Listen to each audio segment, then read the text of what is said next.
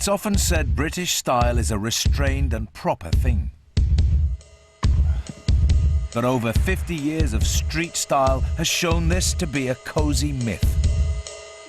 British street styles have been loud, proud, and in your face. What kid doesn't want to look flash and like they've got more money than they have and like they can show off? Young working-class Brits have seized looks intended for the wealthy and privileged and twisted them into their own dramatic and unique styles. There was a lot of putting two fingers up and saying, you know, who says we can't wear these, you know, because it was almost like they weren't meant for kids like us. Our street styles have been touched by desire and edged with danger. The windows have been smashed in and people were actually looting clothes. They were that feverish about wanting these items of clothing. Our street style is as recognised around the world as the work of any Savile Row tailor. All together. It wasn't dictated through magazines or media or this sort of thing or multi-million-pound advertising campaigns. It was designed on the street for the street.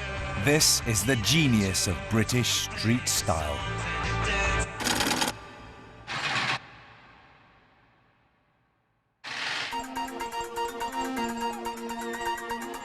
Liverpool on a Friday night. The city centre, like every city centre in Britain, is a catwalk. A riot of flesh and flash and well-spent cash. I spent half of my wages every week on clothes. My shoes were 225. My bag was £85. Dress was 280, I think it was. Here you go, boss. We've got D&G watches on. Woo! The labels may be foreign, but the attitude is 100% British. Our street style is a pageant of preening, posing, and showing off.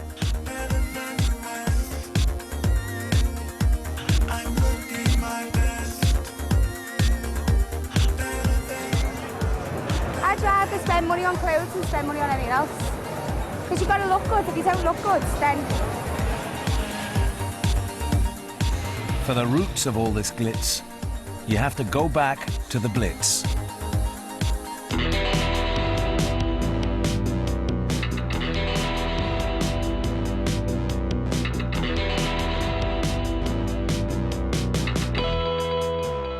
It's 1954, and something is blossoming in post-war bomb site Britain.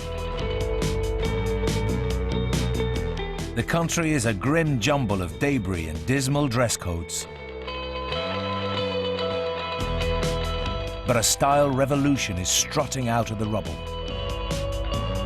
Its young pioneers were called the Teds. Everybody now associates Teddy Boys with rock and roll. Rightly so, why not? But the Teds came out way before rock and roll. Way before anyone in England had heard Bill Haley. Way before anyone had ripped up cinema seats to Rock Around the Clock or Elvis or anybody else. It predated that. The jackets were long, the collars were high, the look was dressed up and slicked up. I'm not in the mood. The roots of Ted style were about as far from the wreckage of working-class slums as it was possible to get in 50s Britain. The Edwardian revival wasn't the property of the urban poor. Its origins were defiantly posh. It's the best suit of the year, winning the Dandy Trophy for Mr. John Wilson, director of a West End tailoring firm. So, watch it closely.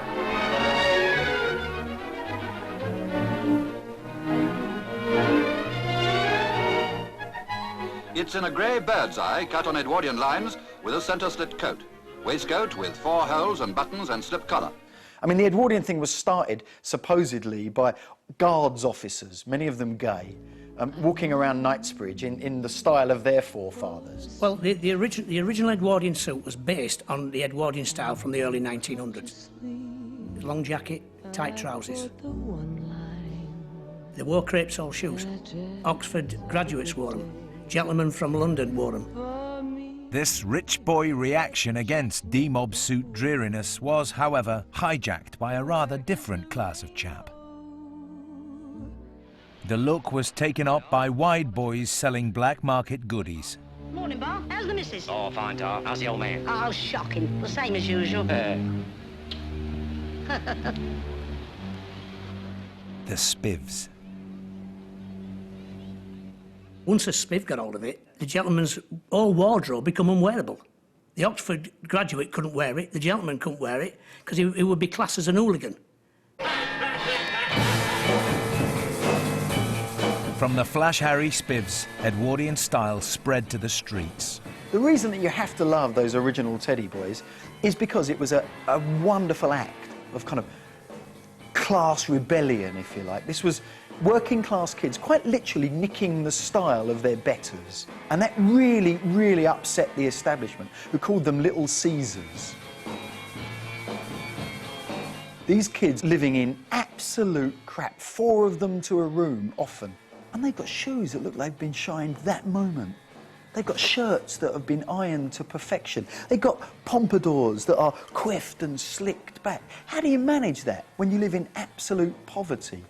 But they did, because that's what they had, and that was all they had. The Teddy Boys, right? You should see them walking along the street. They were all geared up. So we decided, let's do something. When the jeans come in, we changed up. And gosh, they started looking at us then. This is myself. Again, we had belts around our jeans, either plastic belts or elastic. And you could have a T-shirt, and we always wore a scarf around our necks. And it was more like a bouffon sort of style hair here. It was a redhead then. All around that street would dress like that. These spruced up street urchins created a striking ensemble. Right, starting with the jacket. You could have velvet on the collar, velvet on the cuff, velvet on the pockets, velvet on the buttons, 3 button, 4 button, 1 button. You could have flat pockets, pockets that go inside, straight back obviously, fingertip length. Drain pipe trousers, buttons on the trousers at the bottom, give it a bit of style, turn-ups, creepers, and for the first time ever, it came from the street. Everybody snap your fingers, everybody stomp your feet. The screeching arrival of rock and roll gave the style a soundtrack. The music was rollickingly American, but the look was marvelously, subversively British. Picked up my baby at 7, took a little trip up to heaven. All of a sudden, a young lad walked in at 19 and said, all right, I want a suit and I want it that length and I want this collar, this. And they're willing to pay for it too. It's the first time that youth had money in their pockets. As Ted swaggered across Britain, its style became more baroque, more brazen. Obviously, like we was in your face type of thing. It always wear a gold hunter, so you had the watch in the pocket of the waistcoat and then your hunter in the other pocket of your waistcoat. Is there a bit of bling, yeah. It's called bling now. Them days it was just a little bit of adding to the style, wasn't it? People worked in industry them days. They worked hard. They were dirty all week. On a Saturday night, mate, they wanted to put on something smart and go out. And that's exactly what they did. Dance! Piano player, make some music!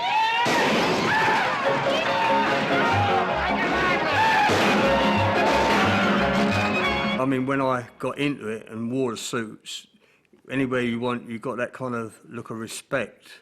As you say, like when the doors open in a cowboy saloon, like you come in, like it's everyone looks and like, you know, the big hush.